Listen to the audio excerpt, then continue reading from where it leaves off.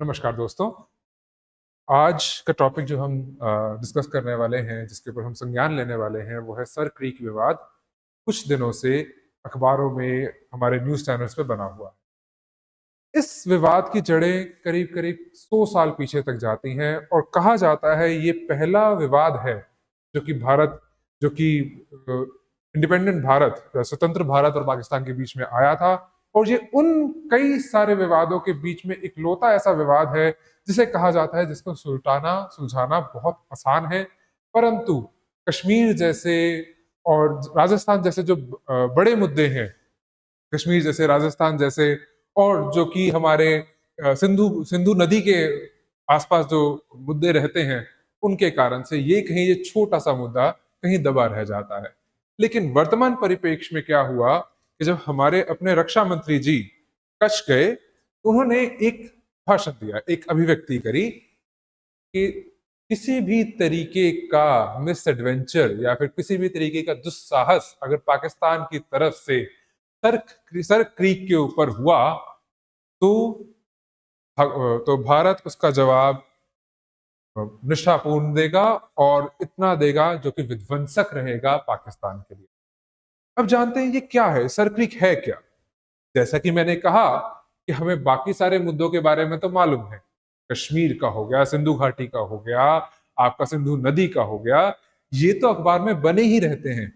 हमारी जो news channels हैं, हमारे जो बौद्धिक जीव हैं, वो लगातार इन मुद्दों पर चर्चा करते ही रहते हैं। लेकिन सर क्रीक ये है क्या और ये एकदम से क्यों इतना ज़रूरी मुद्दा बन गया? मैं आपको बता दूँ, ये जो मुद्दा है, ये रणनीतिक तौर पर बहुत ही ज़्यादा महत्वपूर्ण है। कैसे? क्योंकि हमारे एक जो पूरी लड़ाई है, एक हमारे भारत और पाकिस्तान के बीच 3 मुख्य लड़ाइयों के मध्य में जो 1965 की लड़ाई थी, उसकी शुरुआत इसी भूमि से हुई थी। अब जानते हैं ये है क्या? पहले समझते हैं कि वर्तमान परिप्रेक्ष्य क्या है। जैसा कि मैंने बताया, हमारे रक्षा मंत्री जी ने पाकिस्तान को चेताया है कि किसी भी तरीके का दुस्साहस इस क्षेत्र में उसके लिए विध्वंसक पूर्ण रहेगा और भारत का विप्लव लेकर आएगा। तो ऐसा उन्होंने क्यों कहा? क्योंकि उन्होंने भाषण देते वक़्त एक बात कही थी कि पाकिस्तान सर क्रीक के पश्चिमी छोर पर कुछ अवसंरचनाएँ बना रहा है, जिससे कि भारत को रणनीतिक चिंताएँ उत्पन्न हो रही हैं। तो पहले जानते हैं जगह कौन-सी है, ये क्षेत्र क्या है? देखिए, जो सर क्रीक है, ये एक छोटा-सा एक मार्शलैंड है, एक एस्चुरी वाला इलाका है, जो कि भारत के गुजरात गुजरात प्रांत और पाकिस्तान के सिंध प्रांत के बीचों-बीच आता है। अगर इसको समझें तो ये दोनों क्षेत्रों के बीच में एक डैगर नुमा, यानी कि एक चाकू नुमा, एक छोटा-सा इलाका है, जो कि जहाँ पर हमारी सिंधु नदी अरब सागर से मिलती है, उसके बनता हुआ एक छोटा-सा मुहाना है, एक ज्वारीय मुहाना है। तो देखिए, जैसे हम जानते हैं, ज्वारीय मुहाना अपने आप में बहुत ही ज़्यादा उत्पादक क्षेत्र होते हैं, तो यह भी एक उत्पादक क्षेत्र है। यहाँ पर शायद दुनिया की बहुत बेहतरीन मछलियाँ मिलती हैं। देखिए, मछलियाँ मिलती हैं, बेहतरीन मिलती हैं, इसका मतलब ये नहीं कि उसको खाने लग जाना। वी सपोर्ट वेजिटेरियनिज़्म, हम शाकाहार को प्रमोट करते हैं, तो इस बात को याद रखिएगा। दूसरी चीज़, जब न्यूट्रिएंट्स हैं यहाँ पर, जब मछलियों का उत्पादन है, साथ ही साथ कहा जाता है कि इस इलाके में तेल और गैस के भंडार भी हैं और होने भी चाहिए, क्योंकि इतनी बड़ी नदी है सिंधु नदी, इतनी बड़ी नदी जो कि चाइना तिब्बत से निकलकर पूरा कश्मीर घाटी से होते हुए, पाकिस्तान की घाटी से होते हुए जब अरब सागर से मिलती है, तो इसमें कोई असमंजस नहीं है कि वहां पर तेल और गैस के भंडार हो सकते हैं। तो कहा जाता है इसमें तेल और गैस के भंडार भी हैं। और अगर हम इस मैप को और ध्यान से देखें, तो हमें मालूम पड़ता है कि सर क्रीक का जो इलाका है, वो कराची बंदरगाह, जो पाकिस्तान का सबसे बड़ा बंदरगाह है, उससे कितना नजदीक है। और अनुमानित किया जाता है सिर्फ 90 किलोमीटर ही इन दोनों के बीच में डिस्टेंस है, या फिर रास्ता है। और सिर्फ यही नहीं, सिर्फ कराची के लिए ही नहीं, अगर हम भारत की बात भी करें, तो आप जानते हैं कि जो जितने भी भारत के प्रमुख बंदरगाह हैं, वो गुजरात के कच्छ रीजन में आते हैं, कच्छ क्षेत्र में आते हैं। जैसे कि आपका मंडवी हो गया, आपका धोलावीरा हो गया, आपका कच्छ हो गया, सो ये जो है आपके इसी इलाके में आते हैं। और जब अगर इस रीजन पे, इस क्षेत्र पे किसी का भी अधिपत्य बना, तो सीधे तौर पर हमारे बंदरगाह जो कि क्षेत्रीय, जो कि आर्थिक और रणनीतिक तौर पर बहुत ही महत्वपूर्ण है, उनके ऊपर विप्लव की या फिर उनके ऊपर एक अस्थिरता की स्थिति बन सकती है। आगे चलते हुए देखिए विवाद क्या है। पाकिस्तान कहता है कि ये पूरा का पूरा जो इलाका है सर क्रीक का, ये हमारा है। लेकिन उसी तरफ भारत कहता है कि नहीं, ऐसा नहीं है। भारत का स्टैंड ये कहता है कि सर क्रीक के मध्य से एक धारा निकलती है, सर क्रीक के मध्य से एक जो रेखा निकलती है, उसके अनुसार आधा हिस्सा सर क्रीक का, आधा हिस्सा मुहाने का आपका है और आधा हमारा है। यानी कि पश्चिमी छोर जो है, पश्चिमी छोर का इलाका पाकिस्तान का है और पूर्वी छोर का भारत का है।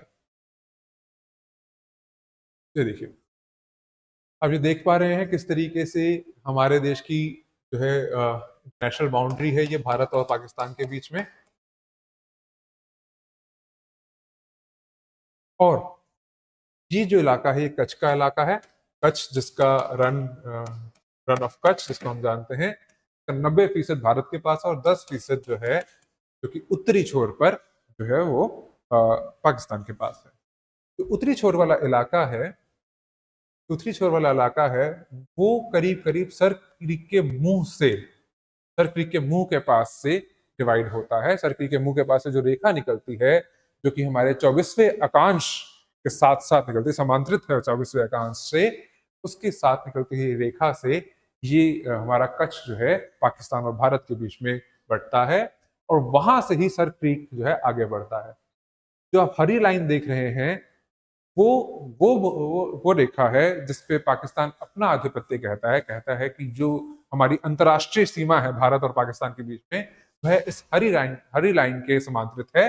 लेकिन वहीं भारत का कहना है कि नहीं, ये लाल लाइन है जो कि सर क्रीक के बिल्कुल मध्य से निकलती है। जो ये सर क्रीक एक आंतरिक जलाशय है, उस जलाशय के मध्य से निकलती हुई जो रेखा है, वो हमारी अंतरराष्ट्रीय सीमा को निर्धारित करती है।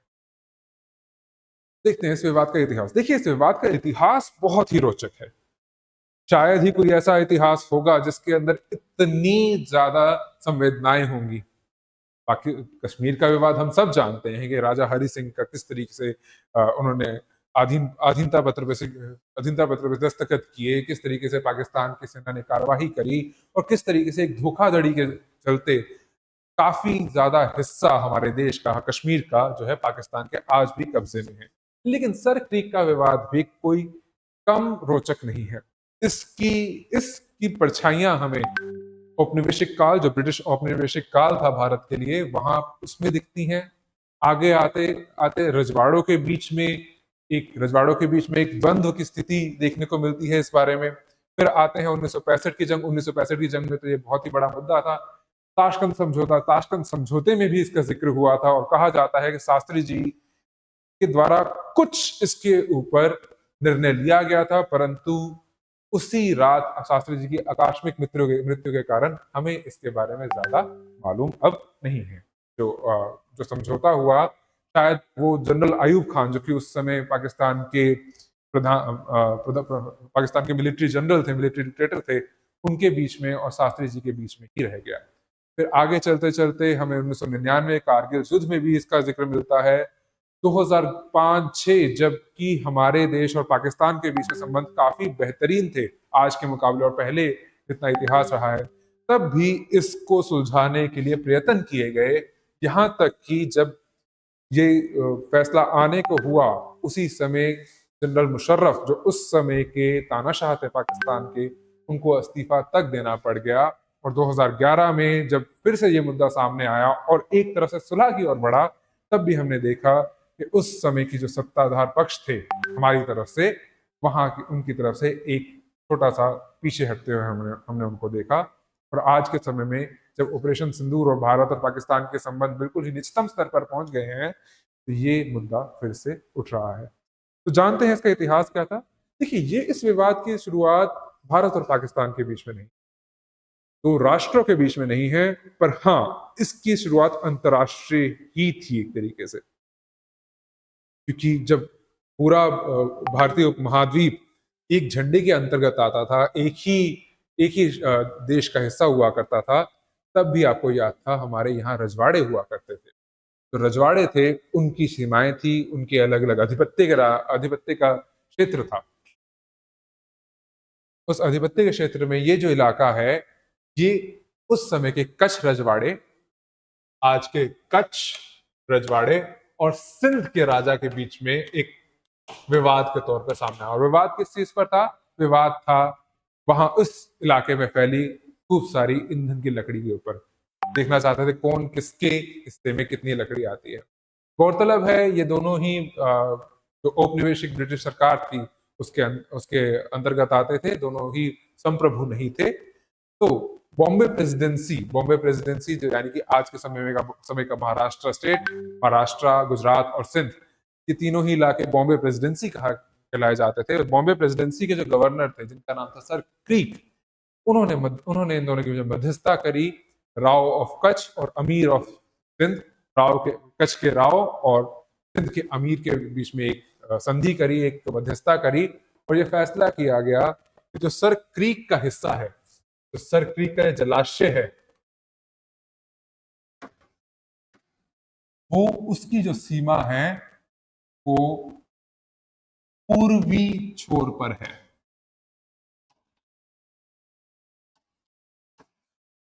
और इसे खंड 9 में, उस समझौते के खंड 9 में लिख दिया गया।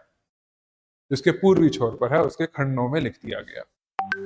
इसका मतलब ये हुआ, ये पूरा इलाका जो है सिंध की सरकार के पास गया, जिसमें कि सर क्रीक का जलाशय भी शामिल है। अब जब ये हो गया, ठीक है, 1914 की ये बात है, जब ये हो गया तो इसका मतलब हम ये सोच सकते हैं कि सर क्रीक का जितना भी इलाका है, जितना भी क्षेत्र है, वो आधिकारिक तौर पर पाकिस्तान के पास जाना चाहिए, क्योंकि सिंध ने आखिर में पाकिस्तान की ओर जाने की ही पेशकश करी थी। आखिर में जब भारत और पाकिस्तान के बीच में बंटवारा हुआ तो सिंध पाकिस्तान के पास ही गया। परंतु जैसा कि हम अंग्रेजों की नीति जानते हैं, वो कभी भी कोई चीज सीधी लिख ही नहीं सकते, कोई ऐसी चीज लिख ही नहीं सकते जिसके अंदर बाद में जाके विवाद ना हो। जब खंड 9 में ये लिखा कि भाई सर क्रीक की जो सीमा है वो पश्चिमी तट तक आती, वो पूर्वी छोर तक आती है, जिससे कि सिंध को पूरा का पूरा इलाका मिले, वहीं खंड 10 में एक बात लिख दी गई कि कच्छ और सिंध की सीमा जो कि सर क्रीक से होकर गुजरती है, उसे थालवेग सिद्धांत के तौर पर आंका जाएगा। अब ये थालवेग सिद्धांत क्या है? जानते हैं थालवेग सिद्धांत है क्या, इसके ऊपर आज इतना बड़ा विप्लव, इतना बड़ा विवाद चल रहा।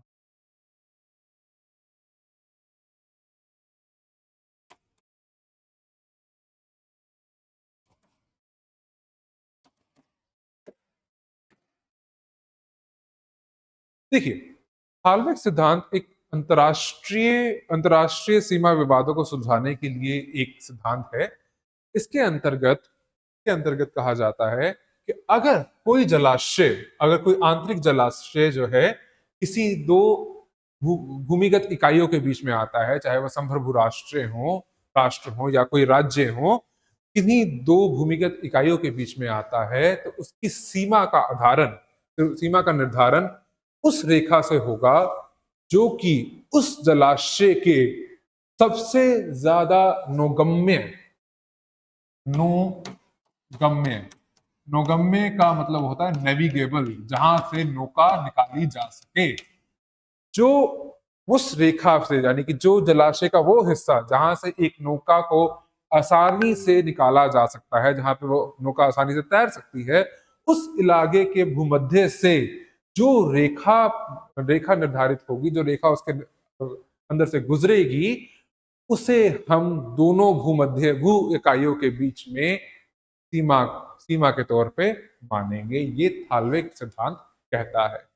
तो अंग्रेजों ने भी कुछ ऐसा ही किया। अंग्रेजों ने कहा एक तरफ तो खंड 9 के तौर पर पूर्वी छोर तक सिंध का जो है आधिपत्य मान लिया गया, लेकिन वहीं खंड 10 में, उसी एग्रीमेंट के, उसी समझौते के खंड 10 में लिखा कि दोनों के बीच की सीमा अब थालवेक प्रिंसिपल पे, यानी कि थालवेक सिद्धांत पर होगी। और यहां तक भी बात खत्म हो जाती तो भी अलग था। 1925 में कुछ मानचित्र जारी किए गए। उस मानचित्र के आधार पर जो सिंध की सीमा, सिंध और कच्छ के बीच में जो दोनों रजवाड़ों के बीच की सीमा थी, वो इसी थालवेक सिद्धांत पर दिखाई गई।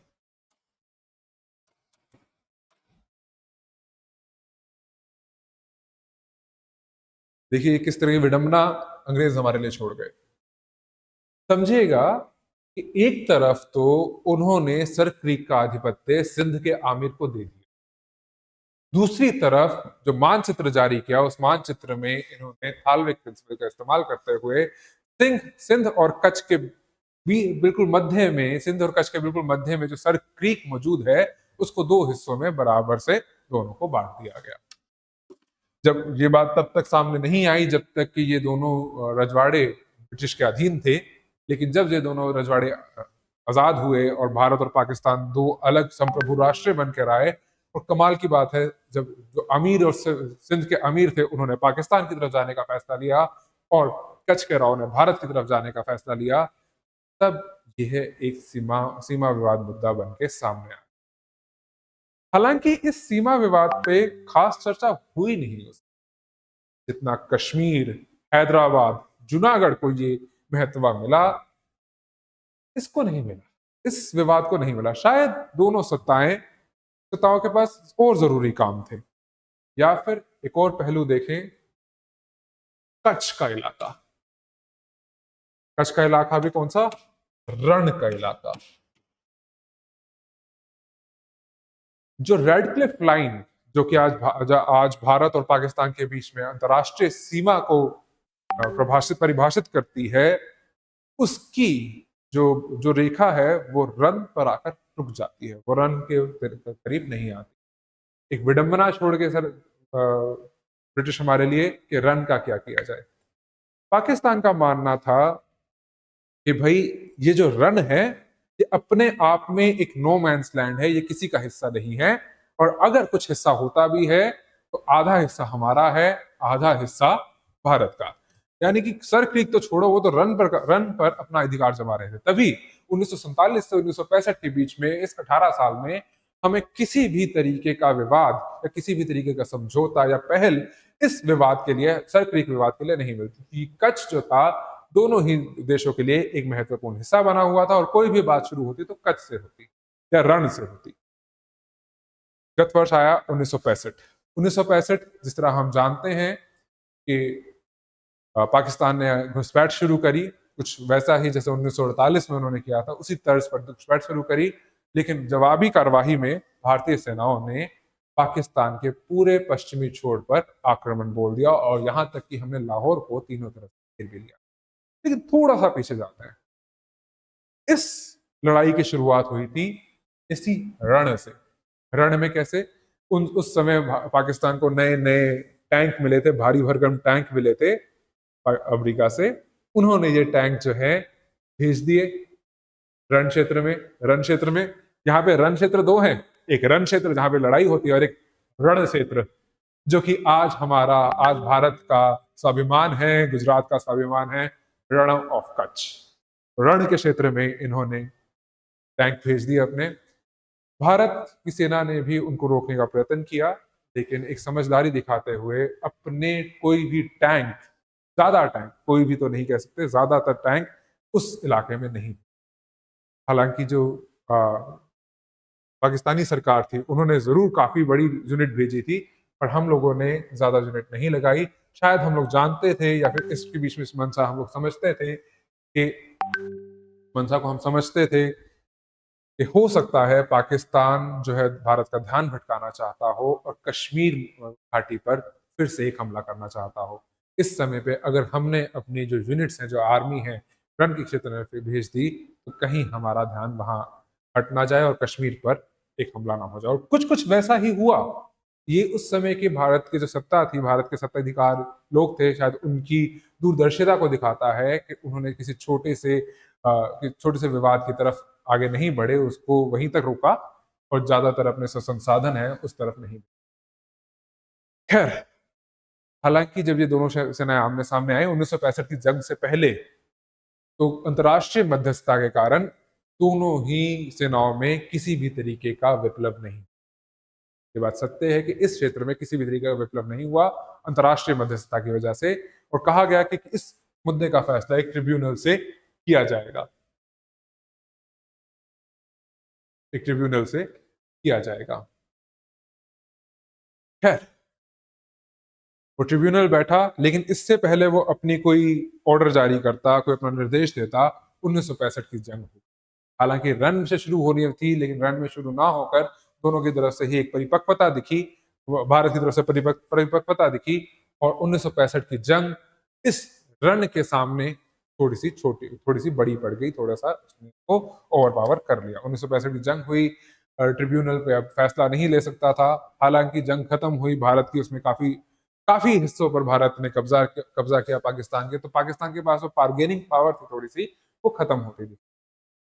खैर, 1968 में इस ट्रिब्यूनल ने एक फैसला दिया जिसके अंतर्गत रण को भारत का हिस्सा माना गया और 90% उस रण का हिस्सा भारत को दे दिया गया।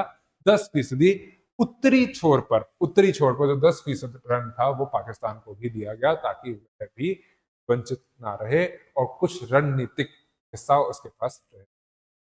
अब हुआ क्या, इस रण, जैसा कि मैंने पहले बताया था, इस रण को बांटने का जो आधार था वो 24वें अकांश पर आया। 24वें आया, 24th लैटिट्यूड पर आया,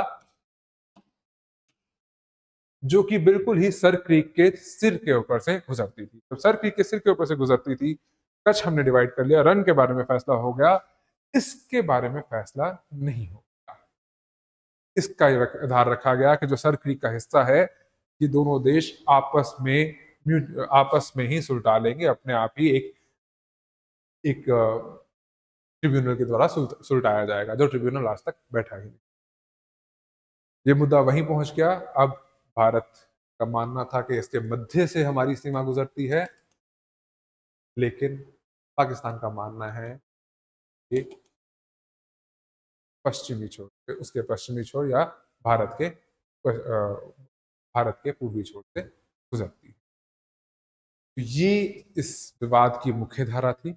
अब जानते हैं ये कच्छ इतना जरूरी क्यों है, कच्छ इतना जरूरी क्यों है, और क्यों इसके बारे में आज इतनी चर्चा करी जा रही है।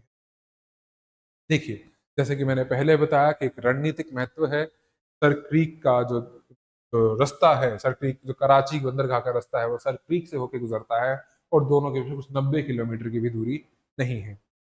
दूसरी चीज, भारत के भी कई प्रमुख बंदरगाह उसी क्षेत्र में है। अगर किसी भी तरीके का पाकिस्तानी आधिपत्य इस पर बनता है, तो सीधा ही पाकिस्तानी पाकिस्तानी नेवी के नौकाओं के दायरे में आता है।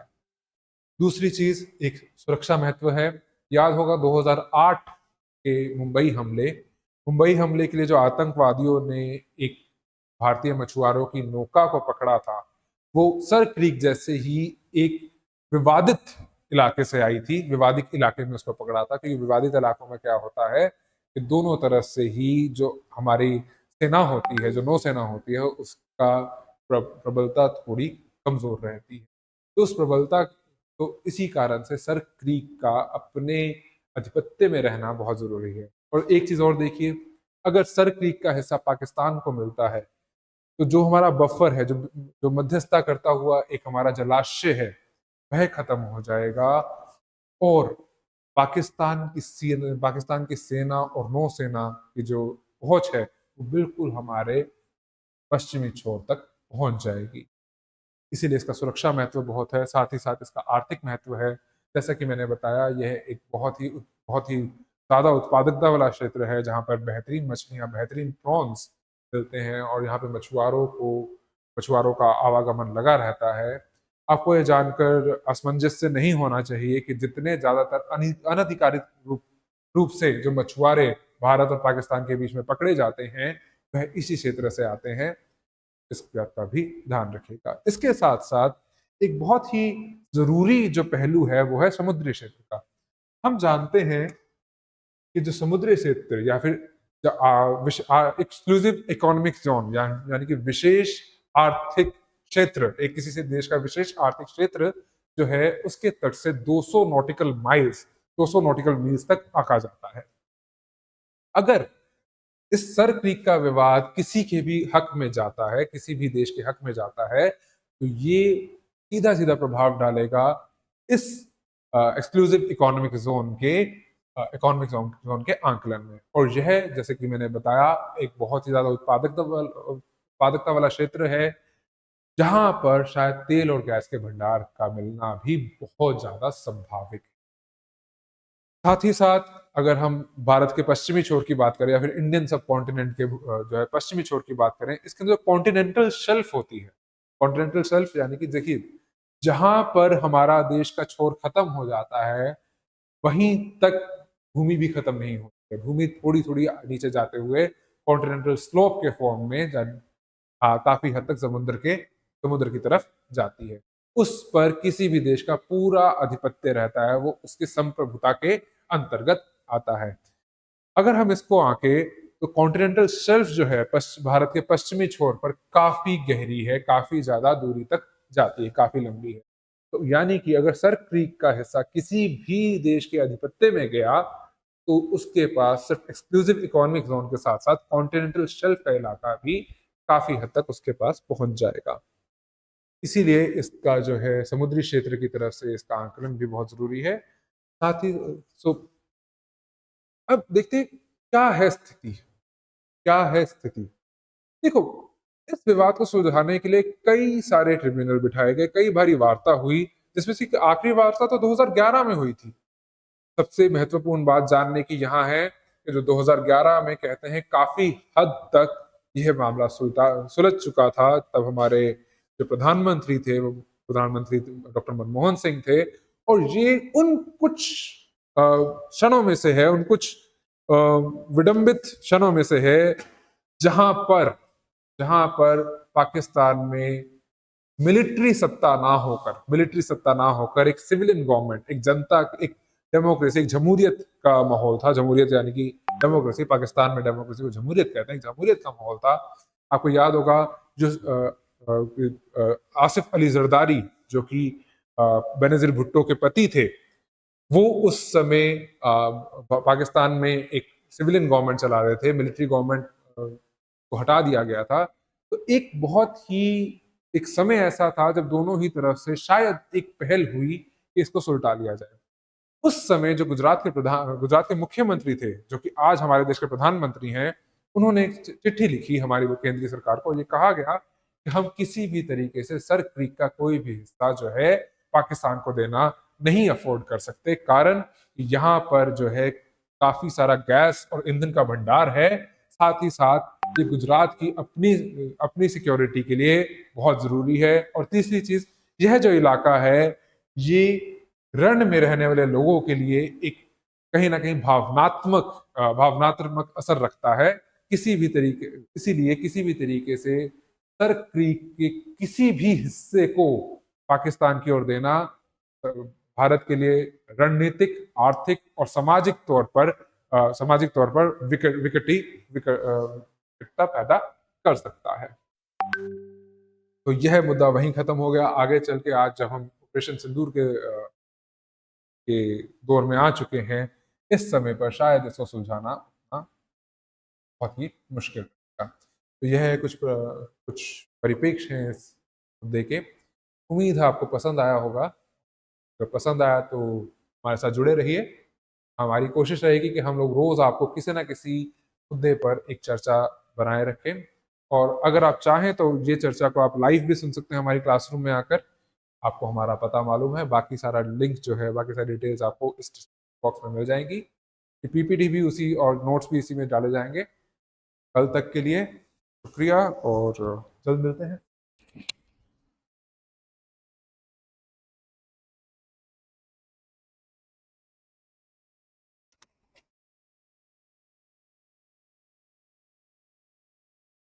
ऐसे